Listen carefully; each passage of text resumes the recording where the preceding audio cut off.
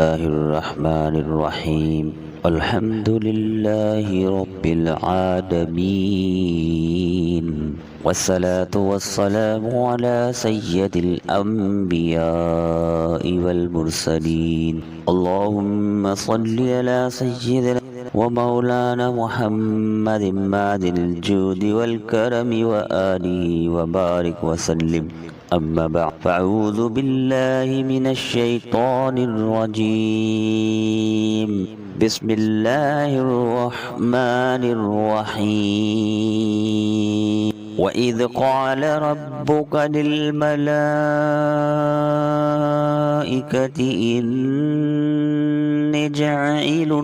إني جاعل في الأرض خليفة، قالوا وتجعل فيها من يفسد فيها ويسفك الدماء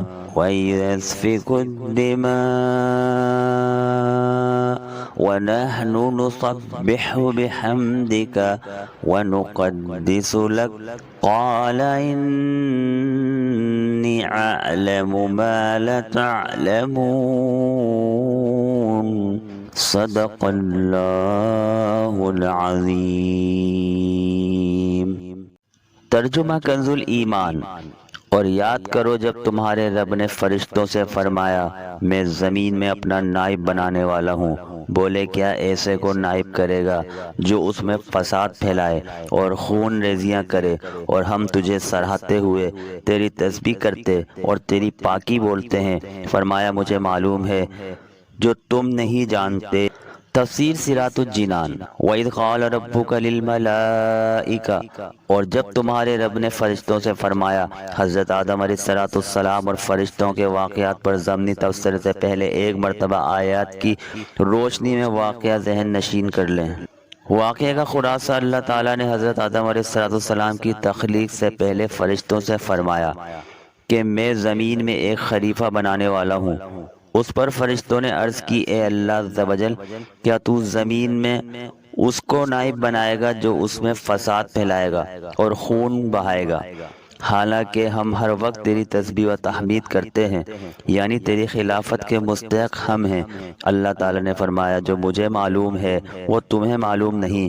پھر اللہ تعالیٰ نے حضرت آدم علیہ السلام کی تخلیق کے بعد انہیں تمام چیزوں کے نام سکھا دیے، اور پھر ان چیزوں کو فرشتوں کے سامنے پیش کر کے فرمایا کہ اگر تم اس بات میں سچے ہو کہ تم ہی خلافت کے مستحق ہو تو ان چیزوں کے نام بتاؤ۔ فرشتوں نے یہ سن کر عرض کی اے اللہ عز و جل، ہمیں تو صرف اتنا علم ہے جتنا تو نے ہمیں سکھا دیا، ساری علم و حکمت تو تیرے پاس ہے۔ پھر اللہ تعالیٰ نے حضرت آدم علیہ السلام سے فرمایا اے آدم، تم انہیں ان تمام اشیاء کے نام بتا دو۔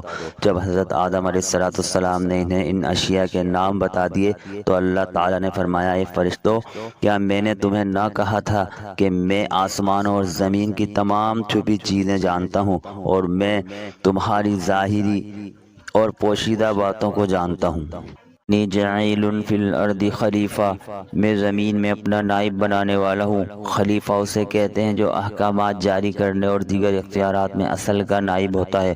اگرچہ تمام انبیاء علیہم السلام اللہ تعالیٰ کے خلیفہ ہیں، لیکن یہاں خلیفہ سے حضرت آدم علیہ السلام مراد ہیں، اور فرشتوں کو حضرت آدم علیہ السلام کی خلافت کی خبر اس لیے دی گئی کہ وہ ان کے خلیفہ بنائے جانے کی حکمت دریافت کریں، اور ان پر خلیفہ کی عظمت و شان ظاہر ہو کہ ان کو پیدائش سے پہلے ہی خلیفہ کا لقب عطا کر دیا گیا اور آسمان والوں کو ان کی پیدائش کی بشارت دی گئی۔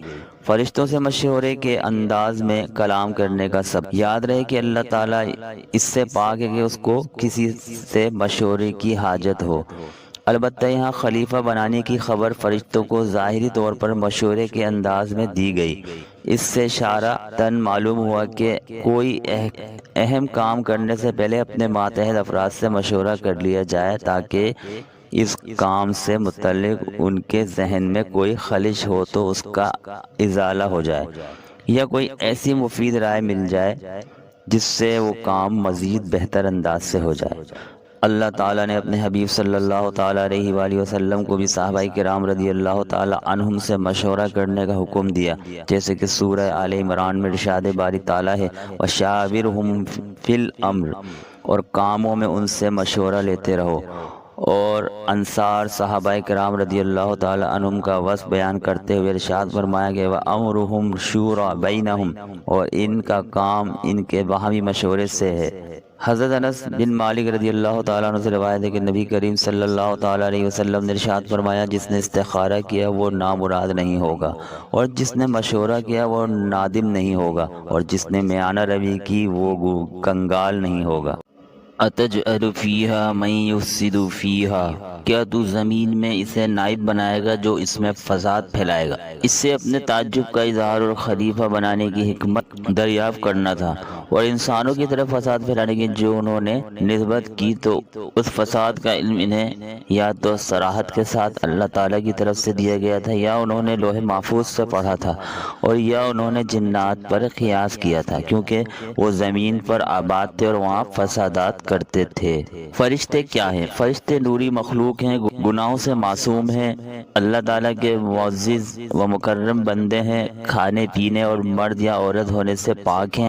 انی عالم، میں زیادہ جانتا ہوں۔ فرشتوں کے جواب میں اللہ تعالیٰ نے فرمایا کہ جو میں جانتا ہوں وہ تم نہیں جانتے، کیونکہ خلیفہ بنانے میں میری حکمتیں تم پر ظاہر نہیں۔ بات یہ ہے کہ انہی انسانوں میں انبیاء بھی ہوں گے اور اولیاء بھی اور علماء بھی، اور یہ حضرات علمی و عملی دونوں فضیلتوں کے جامع ہوں گے۔ میری یہ ویڈیو آپ کو پسند آئی تو اسے شیئر کیجئے، لائک کیجئے، سبسکرائب کیجئے اور دین اسلام آگے تک پہنچائیے۔ جزاک اللہ خیرا۔